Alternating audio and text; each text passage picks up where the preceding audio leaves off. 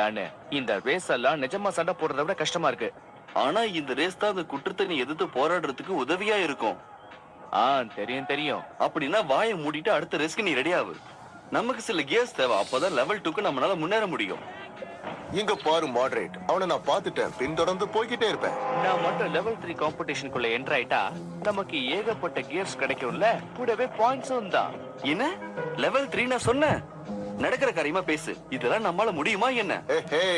நீங்க பேசிக்கிட்டு இருந்ததை வச்சே நான் கண்டுபிடிச்சிட்டேன் உங்களுக்கு புது கியர் தேவைன்னு. கியர்ஸ் வேணும்னா முதல்ல உங்களுக்கு அதுக்கு ஸ்பான்சர்ஸ் தேவை இல்லையா?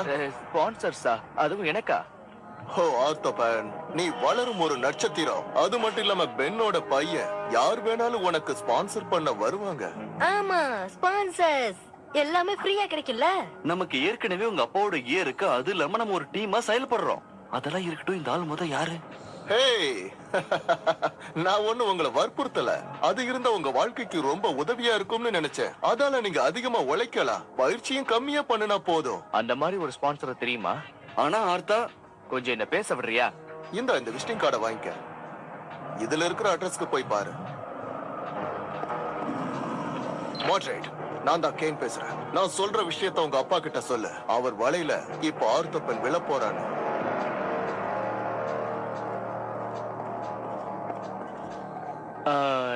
நீங்க தான் அந்த ஸ்பான்சரா? கண்டிப்பா உனக்காக நான் ஸ்பான்சர் பண்ணுவேன். ஏன்னா நீ கர்னல் பென்னோட பையன் இல்லையா? எல்லாருக்கும் உன்னை நல்லா தெரியும். திறமையானவன், வீரமானவன். ஆனா உனக்குள்ள ஏதோ ஒரு பிரச்சனை இருக்குன்னு எனக்கு தெரியும். உங்க அப்பா உன் கூட இல்லையா?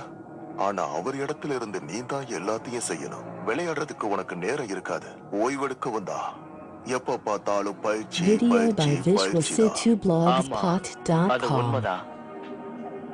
கவலைப்படாத, நான் உனக்கு உதவி பண்றேன்.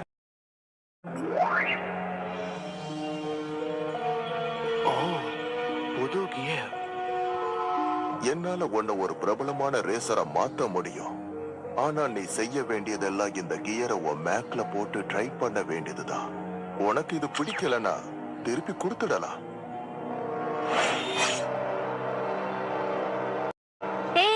புது கியர் இது நமக்கு தானா? ஆமா, இது லெவல் 6 கிரீன் ராமிங் கியர். இப்போ நாம லெவல் 3 ரேஸ்க்கு போகலாம். அதுக்குள்ள உனக்கு ஸ்பான்சர் கிடைச்சிட்டாங்களா? ஸ்பான்சர் பார்த்து பேச போறலன்னு நினைச்சேன். முதல்ல இதை ட்ரை பண்ணி பார்க்கலாம். சும்மா மசன்னு பார்க்காத, வேலைய ஆரம்பி. தம்பி வா, நம்ம போய் விளையாடலாம். எனக்கு இத பார்த்தாலே சுத்தமா பிடிக்கலையே. கூடிய சீக்கிரமே உன்னோட அந்த டிராகன் எனக்கு சொந்தமாக போகுது. பார்த்துக்கிட்டே இரு. இன்னும் ஆர்த்த வரவே இல்ல. 10 நிமிஷத்துல மேட்ச் ஆரம்பிக்க போகுது. இது என்ன சாதாரண ஸ்ட்ரீட் ரேஸ் நினைச்சிட்டானா என்ன? என்னோட புது கியர் எங்க? அதே நம்ம ரேஸ்க்கு யூஸ் பண்ணாம வச்சிருக்கோம்.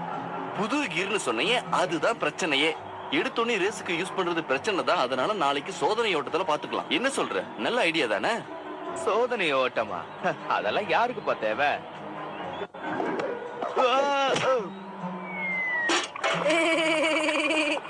எதுக்கு நீ பிராக்டிஸ் பண்றதே நல்லதுன்னு தோணுது.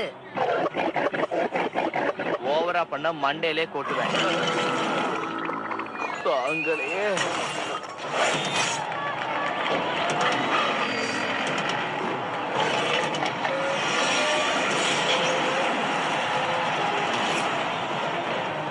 சரி, நான் ஒத்துக்கிறேன். வேகம் குறைந்து உனக்கு புது கியர் தேவை. ஆமாமா, நீ தேவையில்லாம கவலைப்படாத. அடுத்த ரவுண்ட்ல உனக்கு புது கியரை பிக்ஸ் பண்ணிடலாம்.